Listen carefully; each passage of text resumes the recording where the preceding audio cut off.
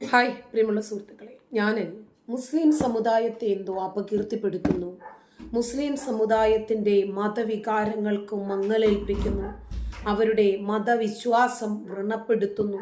അതുകൊണ്ട് എല്ലാവരും ഒറ്റക്കെട്ടായിട്ട് നിന്ന് അങ്ങ് ജാമിതായ മൊട്ടയടിക്കണം എന്നൊക്കെയുള്ള ചില ക്യാമ്പയിനുകൾ നടക്കുന്നുണ്ട്. അതുകൊണ്ട് കേസ് കൊടുക്കുന്നേ. ഇതൊരു ജനാധിപത്യ രാജ്യമല്ലേ? ഞങ്ങളുടെ മതത്തെ അവഹേളിക്കുന്നു എന്ന് പറച്ചല്ലേ. അങ്ങനെ ഞാൻ പറഞ്ഞ അവഹേളിക്കുന്ന ആ ഇതും കൂടിയൊക്കെ എടുത്ത് കോട്ട് ചെയ്ത് വേണം കൊടുക്കാൻ കേട്ടോ, കൊണ്ടേ കൊടുക്കുക. അപ്പം പിന്നെ ഖുർആൻ ഹദീസും എനിക്ക് അവരെയും കൂടി പഠിപ്പിക്കാനൊരു ചാൻസ് ആവുമല്ലോ. ഈ മതം എൻ്റേതുമാണ്. ബയോളജിക്കലി ഞാനും ഒരു മുസ്ലിമാണ്. എൻ്റെ സർട്ടിഫിക്കറ്റിലുള്ളതും ഇസ്ലാം മുസ്ലിം എന്നാണ്. ഈ മതത്തെ നിങ്ങൾക്ക് പ്രചരിപ്പിക്കുന്നത് പോലെ തന്നെ, പഠിപ്പിക്കുന്നത് പോലെ തന്നെ, ബോധവൽക്കരണം നടത്തുന്നത് പോലെ തന്നെയുള്ള റൈറ്റ്സ് എനിക്കുണ്ട്. നിങ്ങൾക്കിനിയും കായികമായി നേരിടാനാണ് പ്ലാനെങ്കിൽ ആകാം. യൂട്യൂബ് പൂട്ടിയൊന്നും അത്ര വലിയ എളുപ്പമല്ല, കാരണം ഇത് കാക്കാമാരുടേതല്ലല്ലോ. അതുകൊണ്ട് അവർ ഒരുപാട് ഓപ്ഷൻസ് വെച്ചിട്ടുണ്ട്. കൂട്ടമായിട്ട് റിപ്പോർട്ട് അടിക്കാം, ശരി, അതിനൊക്കെ ഒരു പരിധി ഉണ്ടല്ലോ. എനിക്ക് 1 മണിക്കൂർ കൊണ്ട് 42,000 റിപ്പോർട്ട്സ് കിട്ടിക്കഴിഞ്ഞ ആളാണ് ഞാൻ. ഇനി എന്തു ചെയ്യും? നിങ്ങൾക്ക് കൂട്ടിയാൽ ഇത്രയെന്നുണ്ടല്ലോ. 42,200 സംതിങ് റിപ്പോർട്ട്സ് 1 മണിക്കൂർ കൊണ്ട് കിട്ടിയ ആളാണ് ഞാൻ.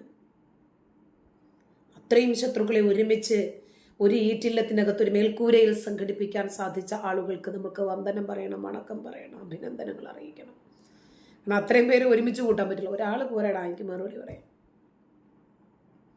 ഖുർആനിൽ ഇങ്ങനത്തെ വാചകങ്ങളില്ല. ഖുർആനിൽ ഇതല്ല അർത്ഥം, വെറുതെ പറഞ്ഞതാണ്. ഇസ്ലാമിനെ വിമർശിച്ച സമയത്ത് മാന്യമായിട്ട് വിമർശിച്ചിട്ടുള്ളൂ, മാന്യത വിട്ട് വിമർശിച്ചിട്ടില്ല. ഇസ്ലാമിനെ അനുധാവനം ചെയ്ത സമയത്ത് മാന്യമായിട്ടേ അനുധാവനം ചെയ്തിട്ടുള്ളൂ. അതല്ല എന്ന് നിങ്ങൾക്ക് പറയാൻ പറ്റില്ല. അനാവശ്യമായിട്ട് ആരെയും തെറി വിളിച്ചിട്ടില്ല. പ്രവാചകനെ തെറി പറഞ്ഞിട്ടില്ല, പടച്ചോനെ തെറി പറഞ്ഞിട്ടില്ല, ഖുർആനിനെ പറഞ്ഞിട്ടില്ല, ഇസ്ലാമിനെ പറഞ്ഞിട്ടില്ല, നബി കുടുംബത്തെ പറഞ്ഞിട്ടില്ല. വസ്തുതകൾ നിരത്തിയിട്ടുണ്ട്. ഇനിയും അത് തന്നെ ചെയ്യും.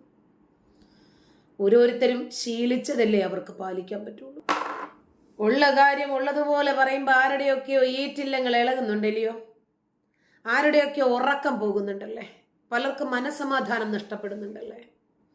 ഖുർആൻ ഹദീസും ഒക്കെ ജനങ്ങൾ മനസ്സിലായി പോകുമെന്നുള്ള പേടിയാണോ? അതോ എനിക്ക് അനുഭാവികൾ പിന്തുണക്കാർ കൂടുമെന്നുള്ള ഭയമാണോ? രണ്ടായിരുന്നാലും അതൊക്കെ അസംഭവ്യമല്ല, അതൊക്കെ സംഭവ്യമാണ്.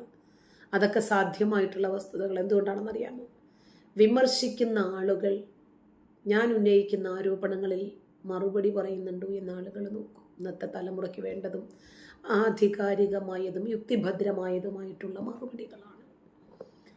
ഉള്ള കാര്യം പറയുമ്പോൾ നിങ്ങൾക്കൊക്കെ എന്തിനാ പൊള്ളുന്നത്? കാക്കാമാർ അത്രമാത്രം മെച്ചപ്പെട്ടവരാണോ? ലോകത്തിൻ്റെ ഏതെങ്കിലും കൂടുതൽ മുസ്ലിങ്ങൾ സമാധാനത്തോടു കൂടി ജീവിക്കുന്നുണ്ടെങ്കിൽ അതൊരു പക്ഷേ ഇന്ത്യയിലായിരിക്കും. ഏറ്റവും കൂടുതൽ മുസ്ലിങ്ങൾ സമാധാനത്തോടു കൂടി ജീവിക്കുന്ന സംസ്ഥാനം ഒരു പക്ഷേ കേരളമായിരിക്കും. അതിനെ നശിപ്പിക്കാൻ ശ്രമിക്കുന്നത് നിങ്ങളെപ്പോലെയുള്ള കീടങ്ങളാണ്. ഒരു സമുദായത്തെ എന്തോ മൊട്ടയടിക്കാൻ പോകുന്ന സമുദായത്തെ, പുതിയ സമുദായ സ്നേഹികളുടെ ലക്ഷ്യം എന്താണ് എന്ന് അധികം വൈകാതെ നിങ്ങൾ തിരിച്ചറിയും.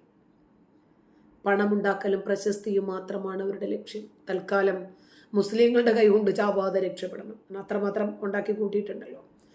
ഇപ്പൊ പാകിസ്ഥാനിലെ പഞ്ചാബ് പ്രവിശ്യയിൽ 3 ഹിന്ദുക്കളെ തട്ടിക്കൊണ്ടുപോയ വാർത്ത നിങ്ങൾ കേട്ടിരുന്നു.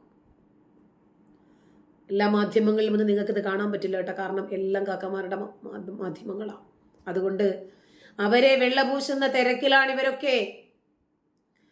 പോലീസിന്റെ കസ്റ്റഡിയിലുള്ള കൂട്ടാളികളുടെ മോചനത്തിനു വേണ്ടിയാണ് ആയുധധാരികളായ ഒരു സംഘം ആളുകൾ ഹിന്ദുക്കളെ തട്ടിക്കൊണ്ടുപോയത്. ബലവേശാനെ ലാഹോറിൽ നിന്ന് 400 കിലോമീറ്റർ അകലെയായി ഒരു റഹീം യാർ ഖാൻ ജില്ലയിലാണ് സംഭവം നടക്കുന്നത്.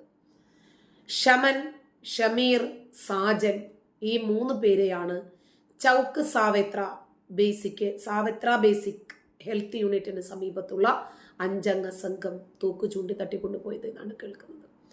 ക്രിമിനൽ പ്രവർത്തനങ്ങൾക്ക് കുപ്രസിദ്ധി ആർജിച്ച കച്ചയിലേക്കാണ് ഇവരെ കൊണ്ടുപോയത്. അതിന് പിന്നാലെ കൂട്ടാളികളെ മോചിപ്പിക്കണം എന്ന ഭീഷണി സന്ദേശമടങ്ങിയ വീഡിയോയും പുറത്തു വന്നു.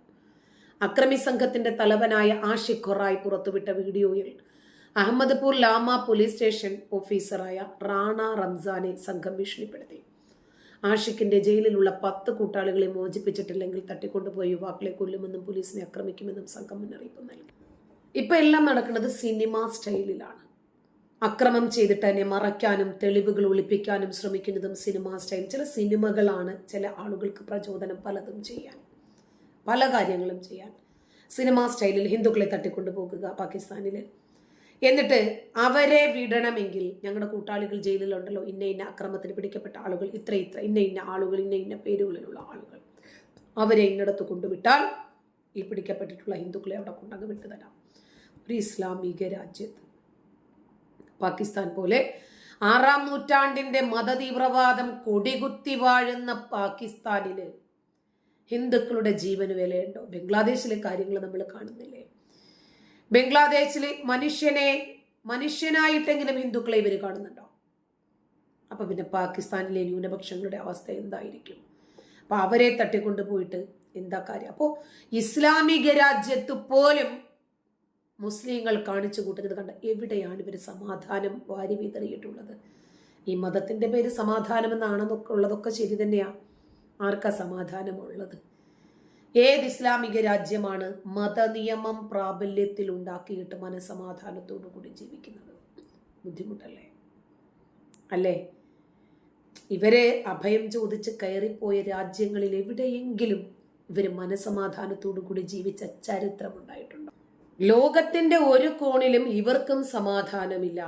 ഇവര് കാലുകുത്തുന്ന നാട്ടിലുള്ള ആളുകൾക്കും സമാധാനമില്ല. മറ്റുള്ളവരുടെ സമാധാനവും കൂടി കവർന്നെടുക്കാനാണ് ഇവരുടെ ശ്രമം. ഇപ്പൊ പാകിസ്ഥാനെ തകർക്കാൻ ഒരുപാട് ഗൂഢതന്ത്രങ്ങൾ പരീക്ഷിക്കുവാണ് ഇന്ത്യയുടെ ഏകചക്രാധിപതിയും പ്രധാന സേവകനുമായ നരേന്ദ്രമോദി. കാരണം എന്താ? പാകിസ്ഥാൻ ഇന്ത്യക്ക് എപ്പോഴും തലവേദന. ഒരു രൂപത്തിലും പാകിസ്ഥാൻ ഇന്ത്യയെ സമാധാനത്തോടുകൂടി ജീവിക്കാൻ അനുവദിക്കുന്നില്ല, തെണ്ടാനും മറക്കുന്നില്ല. എന്ത് കാര്യം വന്നാലും ഇന്ത്യയോട് കൈനീട്ടും, ഇന്ത്യ കൊടുക്കുകയും ചെയ്യും. താലിബാനുമായിട്ടുള്ള ഇന്ത്യയുടെ ആഴത്തിലുള്ള ബന്ധത്തിന്റെ മറ്റൊരു സൂചനയായി വിദേശകാര്യ സെക്രട്ടറി വിക്രം മിസ്രി അഫ്ഗാനിസ്ഥാന്റെ ആക്ടിംഗ് വിദേശകാര്യമന്ത്രി അമീർ ഖാൻ മുത്താക്കിയെ ദുബൈയിൽ വെച്ച് കണ്ടു. പാകിസ്ഥാനെ എന്ന് ആക്രമിക്കാൻ തുടങ്ങിയോ അന്നു മുതൽ താലിബാൻ ഇന്ത്യയുടെ സുഹൃത്താണ്, ശത്രുവിന്റെ ശത്രുമിത്രം. ഇതൊക്കെ നരേന്ദ്രമോദിക്കെതിരായിട്ടുള്ള തീവ്ര ഇസ്ലാമിസ്റ്റുകളും പ്രതിപക്ഷവും എങ്ങനെ സഹിക്കുമെന്ന ചോദ്യമാണ് ഇപ്പോൾ ഉയരുന്നത്. നരേന്ദ്രമോദി മുസ്ലിം വിരുദ്ധൻ എന്ന മുഖമൂടി ലോകം മുഴുവനും ഉള്ള മുസ്ലിങ്ങൾ അങ്ങനെ തന്നെയാണ് എടുക്കുന്നത്. പക്ഷേ മുസ്ലിം രാജ്യങ്ങൾ അത് സ്വീകരിക്കുന്നില്ല. താലിബാൻ ഇസ്ലാമിക രാജ്യമല്ലേ? മുസ്ലിം വിരുദ്ധനാണ് എന്നുള്ള മുഖംമൂടി താലിബാനുകൾ വലിച്ചു കീറിയില്ലേ? പാകിസ്ഥാൻ ഇന്ത്യക്ക് സ്വൈരം കൊടുത്തിട്ടില്ലെങ്കിൽ പിന്നെ എന്താ ചെയ്യുക? അവരെ ഒതുക്കിയല്ലേ പറ്റൂ. സൗദി, UAE, കുവൈറ്റ് ഇവരൊക്കെ നരേന്ദ്രമോദിയോട് വൈരാഗ്യം വെച്ചിട്ട് പുലർത്തുന്ന ആളുകളാണ്. അവരൊക്കെ നരേന്ദ്രമോദിയെ മുസ്ലിം വിരുദ്ധൻ എന്നാ പറയുന്നത്. AP ബയോളജിക്കൽ ഹിസ്റ്ററി നല്ലൊരു പുസ്തകം അദ്ദേഹം എഴുതുന്നുണ്ട്.